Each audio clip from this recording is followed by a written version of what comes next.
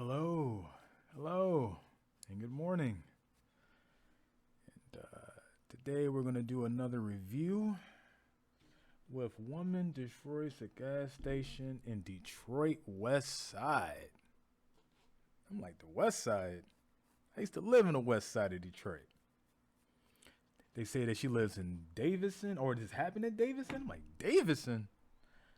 Bro, Davison's a violent neighborhood. That's a violent part of Detroit. East Side too. I used to live in the East Side. And the East Side, well, East Side is a bit, I don't know. East Side is survival, man. It's like the moment you stick a picky toe out, it's pure survival. But anyway, let's go ahead and start this video, man, and see what's going on. And don't forget to like and subscribe to the channel. Much appreciated. All right, let's see what's up. Let's see what's going on here in the D. New video tonight shows a wild outburst at a Detroit gas station. Surveillance video shows the woman trashing the Exxon in the area of Livernois and the Davison. Our Tim Pamplin getting answers tonight from Detroit police with a night cam. Tim. We're at the Exxon gas station, Livernois and Davison, Detroit's west side, recently renovated, brand spanking new, built from the ground up. But early today, things went a little lopsided when a lady had a meltdown, started throwing things, salsa everywhere, and causing $23,000 worth of damage. And it was all caught on police green light cameras. She has poured antifreeze all over. She's just destroying the store. There's the lady in question. Came in and asked to use the clerk's telephone. He said sure, and then? She wanted to use it again. He told her he couldn't. She went crazy after that. That's the voice of the manager. She doesn't want to be on camera. And from this video, you can see why. I don't know what's making people snap. You only can be so kind. I don't know what people want anymore. After destroying the snack aisle, she then made a beeline for the stew, an Italian dress. Oh no, not the canned goods. Oh man, you mean to tell me she went that ballistic because she couldn't answer, or she couldn't get the phone again to call whoever? It's like, bro, this is ridiculous. Like, we got to do better. Like, this is terrible. Like, this is really bad. Like, I mean, for Detroiters, this is not a shocker. This is an everyday thing. So it's just like seeing this to us, or I'm quite sure anywhere else, this is whatever. It's just that it's bad now because now that everything now is social media, and now you get to see the turmoil, like, right then and there. Yeah, man, we crazy, dude. And I kind of feel bad because, you know, it's just like, it's crazy how the mindset gets this way when we want to act a fool. You know, and seeing that how we act, let me put my mic closer, sorry. And seeing that how we act on a regular, it's really bad. Like, it's a really bad thing. And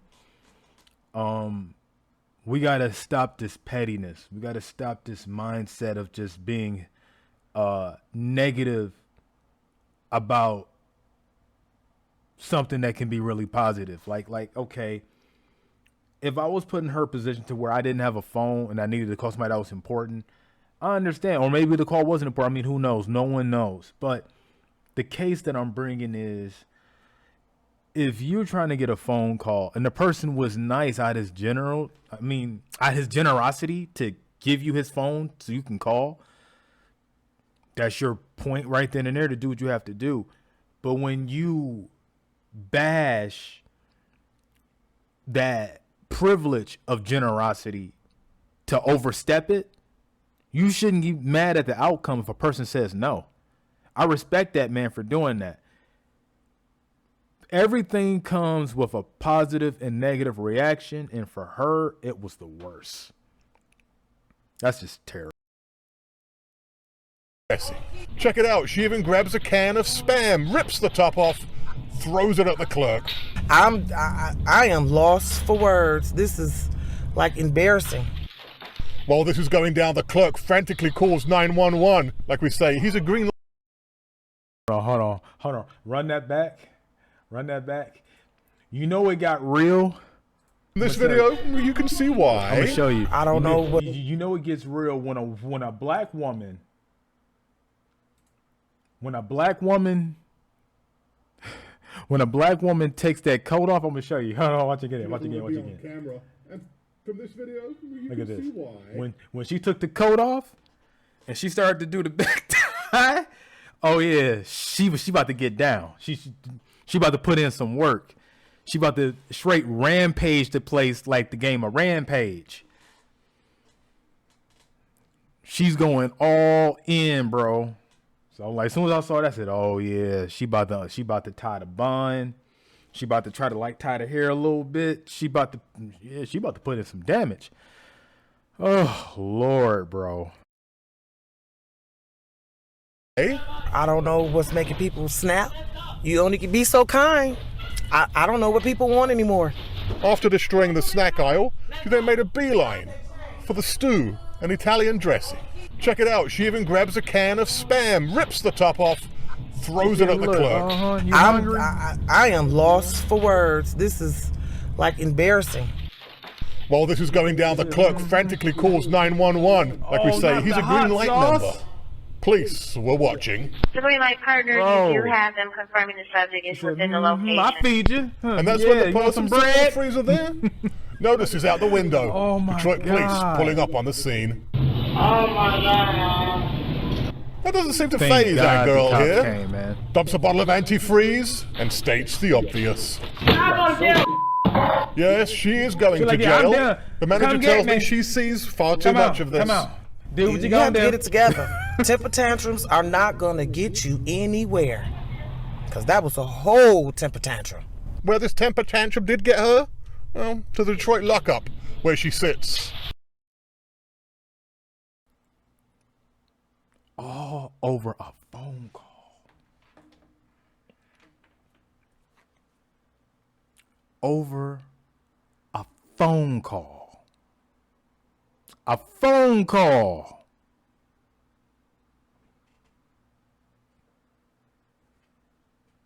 It's crazy.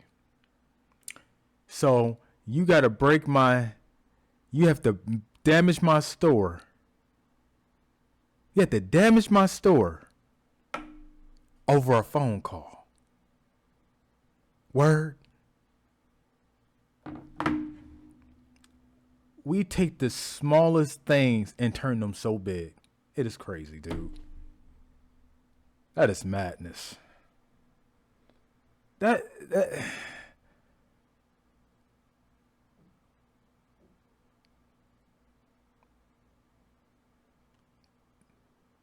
this is bad. Like I'm speechless. But like I said, it's not surprising. It really isn't. I always tell people, and I always say to my friends, always expect the unexpected to be expected. Because you're going to see stuff like this on the norm. So you have to be prepared to see such nonsense. Especially in day-to-day life like this. Doesn't matter, black, white, Hispanic, Asian, whoever of the spectrum. But from the scale ratio of who's doing the most, just saying. I don't even have to explain a gender or race for that matter. It's just that we got to do better, man. Like, it's like there's a puppeteer pulling strings, man, and he is having us act the way we act. It's like we've been through the fight since the 1950s and 60s and 70s. Isn't that enough for this generation to overcome and get better? Like, come on. Like, we shouldn't have to see such nonsense like this. But the reason why we're seeing this nonsense is because it's all a game. There is a greater demon out there pulling the puppet strings to allow us to still act like this so we don't overcome. It's like it's like a game, man. Like, you know, you see the ones who want change, and then it's, you know, imagine you're playing a game, like you're spectating. So you see in your eyes the wrong, the fault, right? You see it. And because of that, you say to yourself, man, how can I develop a change and blah, blah, blah. I see the wrong, but they don't see the wrong. That's the thing. My mom used to say, when you're drunk, it's like you're butt naked. You're blind. And you don't know it. Everybody else see that you're naked, but you don't. That's how the community acts. They're naked mentally without knowing the condition that they're naked mentally, when everyone else can see it. And that's the problem with the community today. If you want the Aborigines, blacks, or just whatever, just the original blacks to make this perfect change, it's going to have to take one small step in the milestone, man, because it's like no one's not going to do it for you. And to be honest, they're seeing the experiment to see us drop and burn. They want to see us slowly deteriorate. Some of that wish it, some of that don't. Some of us want us to go through this flame to see what we go through and progress for greatness. Some of them are just like, hey, let the, you know what I mean, fall. And I refuse to see that for most of us. I refuse to see that with all of us.